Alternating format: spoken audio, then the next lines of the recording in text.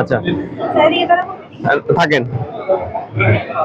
আচ্ছা, আমাদের ওয়ালটন বিআরএফ, আমরা বিআরএফ এর আমাদের দুটো সিরিজ রয়েছে, একটা heat pump, number 2 cooling only series.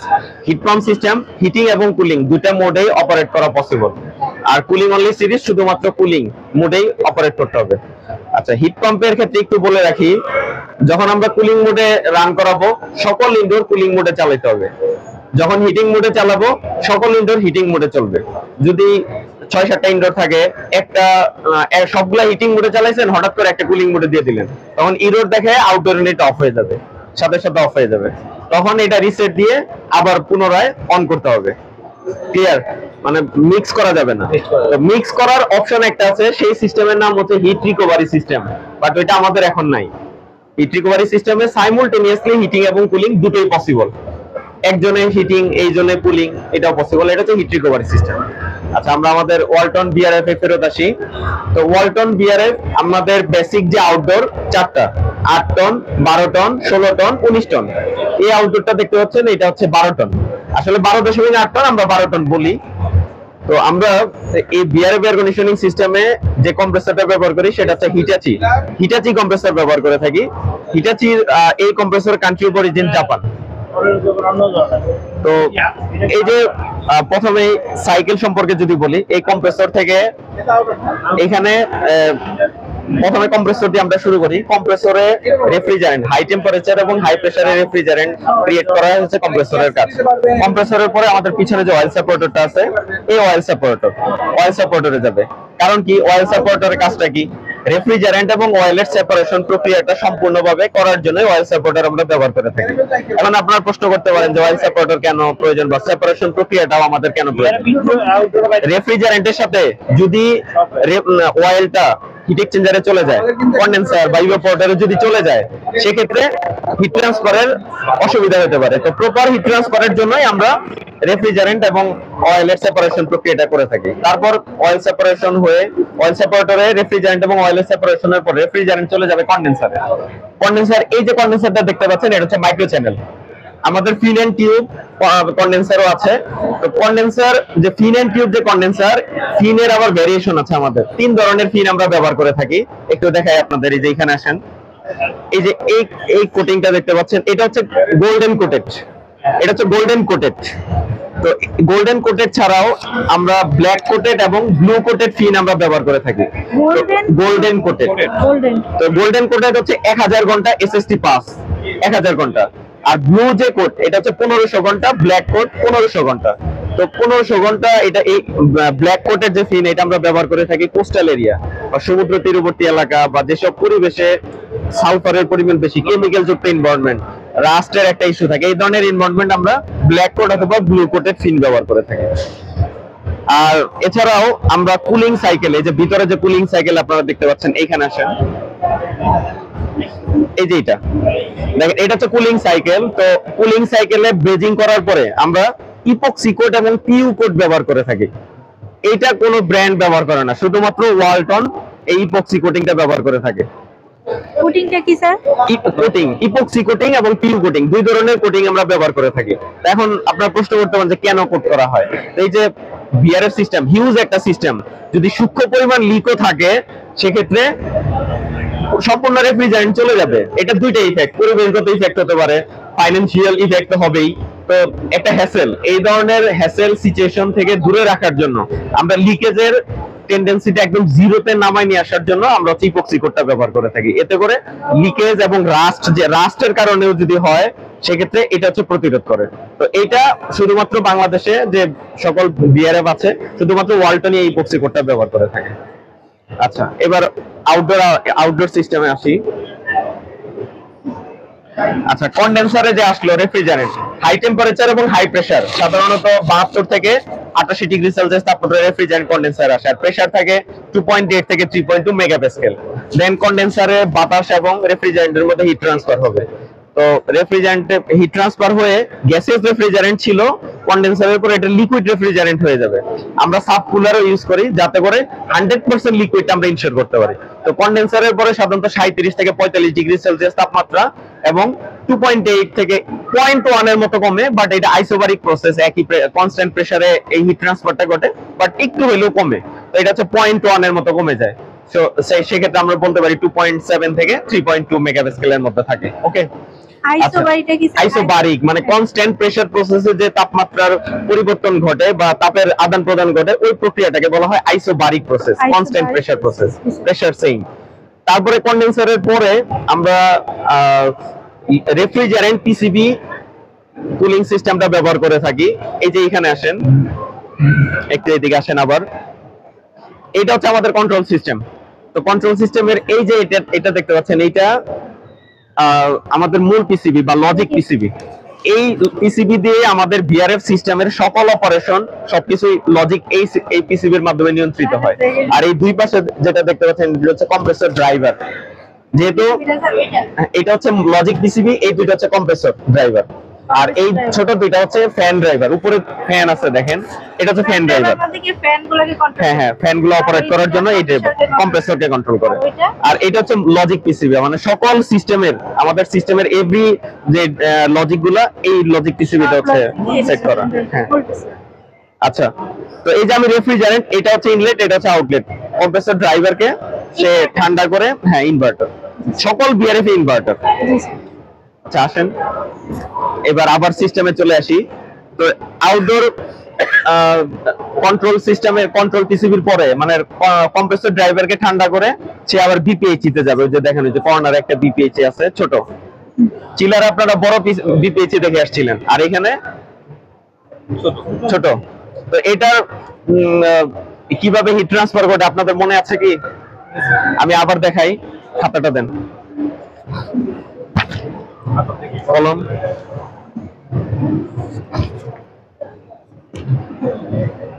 দেখেন বিপিএইচি আমি আঁকলাম, এটা হচ্ছে ইন,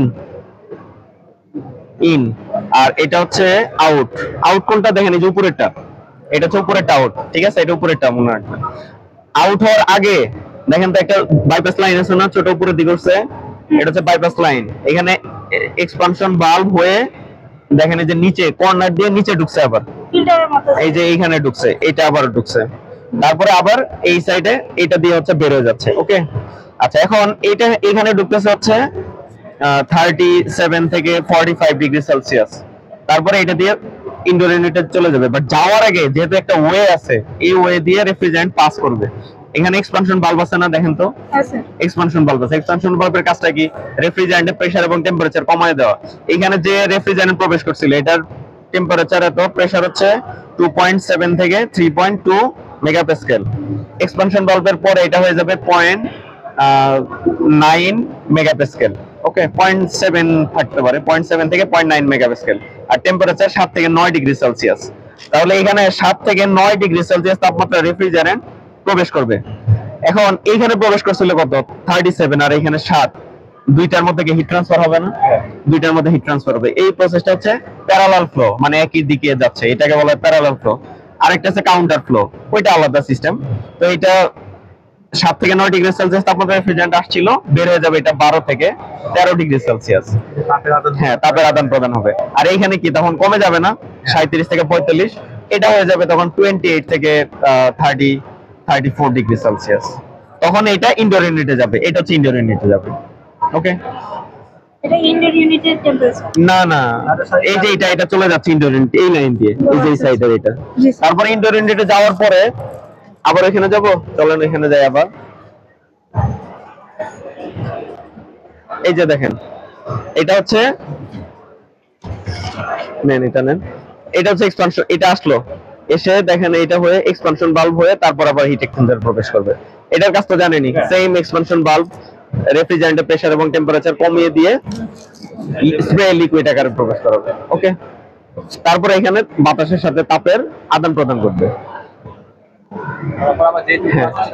সেটা আবার পরিণত হয়ে আবার এই লাইন দিয়ে হচ্ছে আউটডোর ইউনিটে চলে যাবে। তো এই হচ্ছে আমাদের ভিআরএফ এয়ার কন্ডিশনিং সিস্টেমের মানে বেসিক যে ক্রাইটেরিয়া অ্যাকুমুলেটর হয়ে যাবে। অ্যাকুমুলেটরের কাজটা একটু বলি, যদি প্রপারলি হিট ট্রান্সফার না হয় তাহলে কি রেফ্রিজারেন্টের সাথে লিকুইড পার্টিকেল থেকে যাবে, এটা যদি কম্প্রেসরে প্রবেশ করে এটা ক্ষতির কারণ। তো এই জন্য আমরা এটাকে সেফটি ডিভাইস বলি। এই স্প্রে লিকুইডটা কম্প্রেসরে যাতে না যেতে পারে এই জন্য এই কাজটা করে। তো এটা কিভাবে করে, ভিতরে একটা স্প্রে আছে, নিচের দিকে একটা ফিল্টার আছে, ওই ফিল্টার কৈশিক জালিকার মতো। কৈশিক নলের কাজটা কি, কৈশিক নল হচ্ছে প্রেসার ডিফারেন্স ক্রিয়েট করে যে লিকুইড পার্টিকেল টুকু ছিল ওইটাকে গ্যাসিয়াসে পরিণত করে দেয়। রেফ্রিজারেন্ট কি গ্যাসিয়াস, তো ওইটাকে গ্যাসিয়াস ফেজে যদি পরিণত করে ওইটা তখন কম্প্রেসরে যাবে, তখন তার কোনো ক্ষতির কারণ নেই। হ্যাঁ, তখন এটার সাথে মিশ্রিত হয়ে কম্প্রেসরে চলে যাবে। এই হচ্ছে অ্যাকুমুলেটরের কাজ। এইগুলো কি স্যার এই যে আর এই যে মানে পেঁচানো, এগুলো হচ্ছে আমাদের ক্যাপিলারি টিউব বলি। অয়েল সাপোর্টার থেকে দেখেন, অয়েল সাপোর্টার থেকে কিভাবে অয়েলটা ব্যাক করতেছে, অয়েলটা ব্যাক করতেছে দেখেন, অয়েল রিটার্ন লাইন আছে, ওই যে লাইনটা দেখতেছেন ওইটা হচ্ছে অয়েল রিটার্ন লাইন। তো অয়েল রিটার্ন লাইন এটা কিভাবে দেখেন, অয়েল সাপোর্টারের পরে মানে অয়েল সাপোর্টার থেকে রেফ্রিজারেন্টে চলে যাচ্ছে, এখানে কি হাই প্রেসার সাইড। আর এই যে অয়েল কোন দিকে ব্যাক করতেছে, এই যে লাইনে, এই লাইনটার নাম কি লো প্রেসার সাইড। তখন হাই প্রেসার এবং লো প্রেসারের জন্য কি প্রেসার ডিফারেন্স ক্রিয়েট হয়। এই যে লো প্রেসার এবং হাই প্রেসারের কারণে প্রেসার ডিফারেন্স যে ক্রিয়েট হলো, এই যে সিচুয়েশনের নাম, এই সিচুয়েশনের নাম হচ্ছে সাকশন ইফেক্ট। এই সাকশন ইফেক্টের দরুন তখন অটোমেটিক গ্র্যাভিটির এগেইনস্টে অয়েলটা চলে আসে। কারণ এই যে কম্প্রেসর তো টানতেছে, কন্টিনিউয়াসলি কিন্তু টানতেছে পাম্পিং এর জন্য, ওই ফোর্সে এসে চলে আসে অয়েলটা। এইভাবে অয়েল রিটার্নটা ব্যাক করে। হ্যাঁ, ওইটা হচ্ছে যে ক্যাপিলারি টিউব। আর এই যে ভিতরে এইগুলো দেখতেছেন, এগুলো হচ্ছে sensor, high pressure sensor, high pressure switch. হ্যাঁ হ্যাঁ, যদি কখনো সিস্টেম 3.8 এর উপরে চলে যায়, 3.8 মেগাপাস্কেলের উপরে চলে যায়, তখন সুইচ অফ করে দিবে। সুইচ কিন্তু ডিসিশন নিতে পারে, হাই প্রেসার সুইচ, কিন্তু হাই প্রেসার সেন্সর ডিসিশন নিতে পারে না। হাই প্রেসার সেন্সর শুধুমাত্র আপনাদেরকে রিডিংটা বলে দিবে যে তোমার প্রেসার রিডিং আছে 4.2 মেগাপাস্কেল বা 3.6 মেগাপাস্কেল বা 3.2 মেগাপাস্কেল। আর হাই প্রেসার সুইচ 3.8 পার হলে সে অফ করে দিবে। স্যার এটা তো বুঝলাম, কিন্তু ওই ক্যাপিলারিটা কেন পেছানো? ওইটাও হচ্ছে অয়েল ব্যাক করে দুইভাবে, সরাসরি কম্প্রেসর। হ্যাঁ, একই, আমরা দুইটা লাইন দিয়ে অয়েলটাকে ব্যাক করাচ্ছি। সুইচের কত স্যার? 0.4 এর নিচে যদি আসে তাহলে আমাদের সিস্টেম অফ হয়ে যাবে। 0.4 মেগাপাস্কেল। আর হচ্ছে ওই যে এখানে ওইটা কি, হ্যাঁ, হাই প্রেসারের ক্ষেত্রে কত হইলে অফ করে দিবে? 3.8। 3.8 আর এটা 0.4। স্যার এটার সার্কুলেশনের কি কোনো ভিডিও আছে? না, নেটে না ইন্টারনেটে?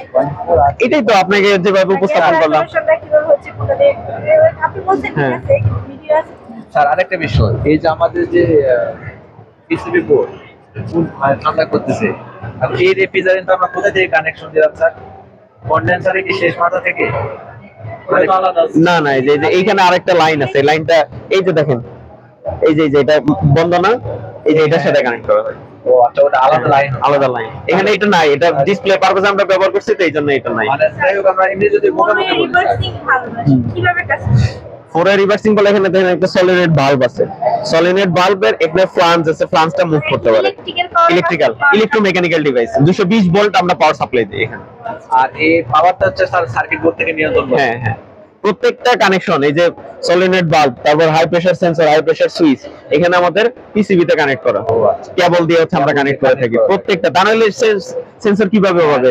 এই যে এখানে টেম্পারেচার রিডিং দেখতেছেন, এই সব কিছুই দেখেন, এই যে বিপিএইচ এর আগে দেখেন ওগুলো সকেট, আমরা টেম্পারেচার সেন্সর ইউজ করি। আচ্ছা স্যার, এখানে একটা কম্প্রেসর ইউজ করা হয়েছে স্যার। হ্যাঁ, একটা কম্প্রেসর ইউজ করা এইটাতে একটা কম্প্রেসর। আমাদের 19 টনের যে আউটডোর, সেখানে দুইটা কম্প্রেসর। এটা 10 টন, না, এটা 12 টন। 12 টন। স্যার আমরা এই সাইকেলটা যে বললাম, এটা সুবিধা থেকে আসলে কি হলো? এটা ইফিসিয়েন্সি বাড়ায় দিচ্ছে, 7 থেকে 10% ইফিসিয়েন্সি বাড়ায় দিচ্ছে। কম এনার্জি খরচ করে আমি বেশি ঠান্ডা পাচ্ছি, হ্যাঁ। এটা হচ্ছে মেইন কাজ। যখন টেম্পারেচার 40-42 হয়ে যাবে, তখন বিপিএইচ এটা খুবই কার্যকর, তখন এর ইফিসিয়েন্সি 7 থেকে 10% বাড়ায় দিবে। স্যার এই বাল্ব কয়টা ইউজ করতে পারবেন? আপনি রিপ্লাই দেন, ওনাকে এটা দেন। 12 টন, এখন আপনি কয়টা ইনডোর ইউজ করবেন আপনি বলেন? এটা স্যার রুমের ক্যাপাসিটি অনুযায়ী, রুমের ক্যাপাসিটি করতে হবে। ওকে, রুমের ক্যাপাসিটি অনুসারে এখন ইউজ করে তাহলে 12টা ইউজ করতে পারবেন। এই যে যেমন এটা আপনার পিছনে আছে, এটা হচ্ছে 1.5 টন। আপনি যদি শুধু এগুলো এটা ইউজ করতে চান, কয়টা ব্যবহার করবেন? দেখুন তো স্যার, একটা রুমে হইলে হয়ে যায়, একটা ইনডোর হইলে হয়ে যায়। আউটডোর যদি বানানো হয় তাহলে আপনার যদি এখানে 1.5 টন হয় তাহলে আপনার 1.5 টন করে কতগুলো লাগে? ও আচ্ছা, আর এটা বলুন। তাহলে তো স্যার? 10টার মতো এরকম, 8টা 10টা। আর যদি 4 টন, এই যে আপনার পিছনে ক্যাসেট, এটা হচ্ছে 4 টন, তাহলে এটা কয়টা ব্যবহার করবেন? 4টা, চারটা না, তিনটা। তিনটা জি স্যার। আর যদি আপনাকে 6 টনের ইনডোর ইউনিট দেই? দুইটা। দুইটা। 3 টনের দিলে ওকে, এইভাবে ক্যালকুলেশন করবেন। আবার এতে একটু বেশি করা যায় তখন সেটাকে আবার আর 30% আপনি বেশি ইউজ করতে পারবেন। আচ্ছা ঠিক আছে। আচ্ছা, আর আমাদের বিআরএফ সিস্টেমের সাথে ইনডোর ইউনিট, ডাক্টের টাইপ তো দেখছেন, ক্যাসেট টাইপও দেখছেন, সিলিং টাইপ হচ্ছে এই যে এটা হচ্ছে সিলিং টাইপ। আর ওয়াল মাউন্টেড ওগুলা হচ্ছে আমরা ইউজ করি। আমাদের ওয়াল মাউন্টেড টাইপও ইনডোর ইউনিট আছে। হ্যাঁ, বিআরএফ এর সাথে ইন্টিগ্রেট করা যায়। আর স্যার হচ্ছে এই যে যেহেতু এক একটা এক এক ক্যাপাসিটি, সেই ক্ষেত্রে আমাদের ওই ডিফারেন্স হয়ে যাচ্ছে পাইপের আমাদের সাইজ অনুযায়ী। পাইপের সাইজ অনুসারে তো ডিফারেন্স হয়, বাট আমাদের প্রত্যেকটা ইনডোর ইউনিটের সাথে পিসিবি আছে, যে পিসিবির মধ্যে বিট সুইচের সেটিং দিয়ে আমরা ক্যাপাসিটি ডিক্লেয়ার করি। বিট সুইচের সেটিং। স্যার ওখানে আউটডোর তো ছোট বড় আছে, এটা কি ধারাবাহিক ভাবে কি ছোট বড় এরকম? না না না, এরকম কিছু নাই। আপনি আপনার ইচ্ছা মতো হচ্ছে ডিজাইন করতে পারবেন। সামনে পিছে দেওয়া যায়। আপনার এখানে প্রয়োজন 1.5 টন, আপনি এখানে 4 টন দিবেন না, 1.5 টন দিব। আপনার ওইখানে প্রয়োজন 6 টন, এখানে 6 টন দিবেন। না, তিনটা আউটডোর তো, আমি তিনটা আউটডোরের কথা বলতেছি। আউটডোর আচ্ছা, তিনটা আচ্ছা। সিরিয়ালি দেওয়া না? না না না, আমি এরকম কি- কিছু নাই। আমাদের এইখানে জাস্ট খেলে আমাদের সকল প্রোডাক্টটা দেখানোর জন্য মূলত এখানে 3টা দেওয়া হয়েছে। বাট সেটাই। আপনি 8 টনেরও 3টা দিতে পারেন, 19 টনেরও 3টা দিতে পারেন, অথবা 19-এর 2টা দিলেন, 16-এর একটা দিলেন, তাও দিতে পারবেন। বা 19-এর 2টা দিলেন, 8-এর একটা দিলেন, তাও দিতে পারবেন। মিক্স করে বুঝতে পারছি, মানে একটা আছে 5 সেকেন্ড আর বিট সুইচের সেটিংটা একটু দেখে আসেন, বিট সুইচটা দেখে যান যে আসছেন। এই যে লাল যে এটা দেখতেছেন না, এটা হচ্ছে বিট সুইচ। এটা হচ্ছে নিচে হচ্ছে 0 আর উপরে হচ্ছে 1। এখন এই বিট সুইচের সেটিংটা হচ্ছে আমরা কোনটা ডিক্লেয়ার bit করে, switch, sir? এই যে এটা এটা হচ্ছে বিট সুইচ। হ্যাঁ হ্যাঁ।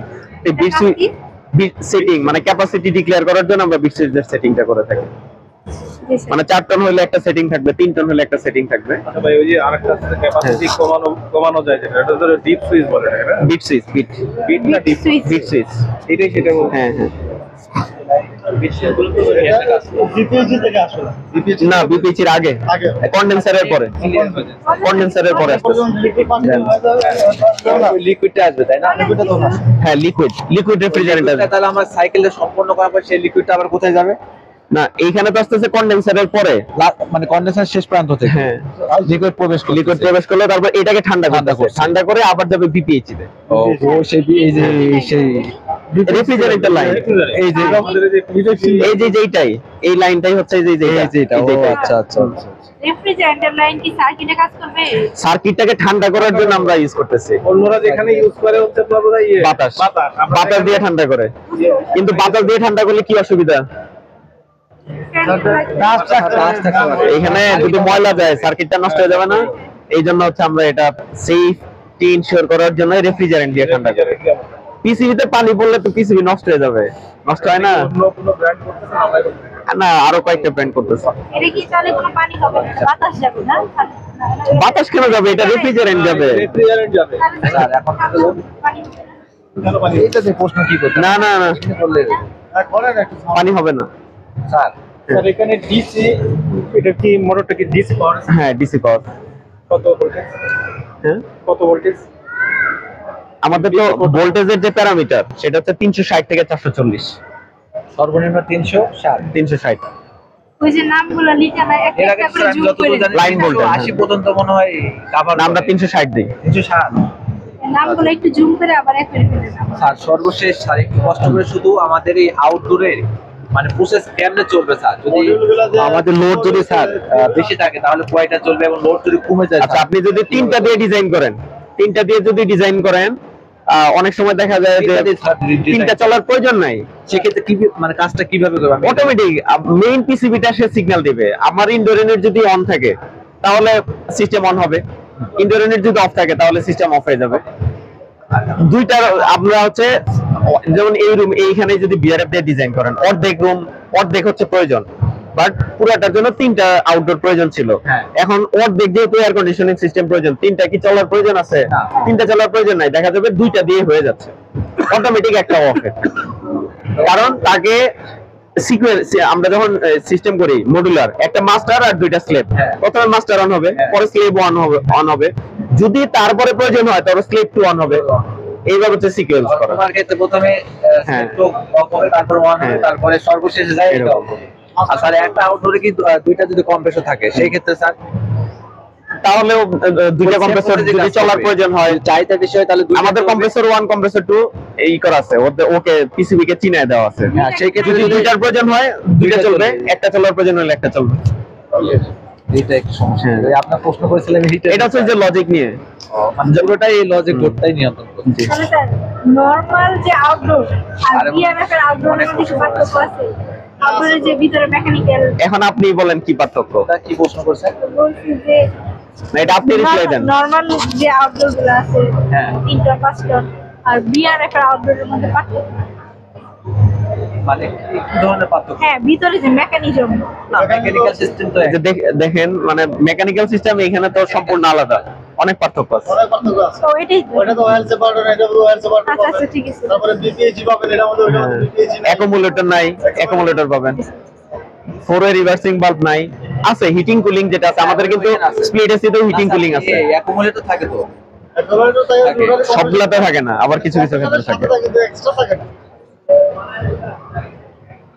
তাহলে বিআরএফ সম্পর্কে ক্লিয়ার তো? হ্যাঁ, স্যার, আলহামদুলিল্লাহ, অনেকটা। এটা হচ্ছে হিটাচি ব্র্যান্ডের কম্প্রেসর ইউজ করি, country of origin Japan. Hitachi, কিন্তু কম্প্রেসর টাইপ আছে তো, কি টাইপ? Scroll. স্ক্রল টাইপ ওটা কম্প্রেসর। একটা হচ্ছে ওটা মানে স্ক্রোল। এটা স্ক্রল টাইপ।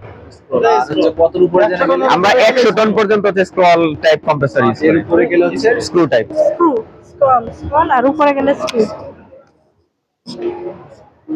ওটা আমি অনেক শিখছি। ঠিক আছে তাহলে মহসিন। স্যার, সবার পরে একটা কই, স্যারে কই ফ্রেন্টাল হয়ে যাবে,